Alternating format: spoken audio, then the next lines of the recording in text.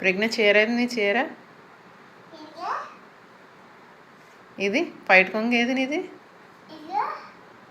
అలాగా వెనకాల ఉంది బయట. ఏది అది జాకెట్ వెనకాల ఉంది చూడు. ఇలా కొంగు పెట్టి తుడుచుకోమని ఇస్తారా నానమ్మ? కొంగేది నీది?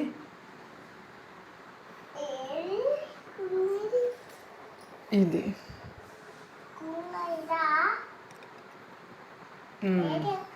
ఇలాగా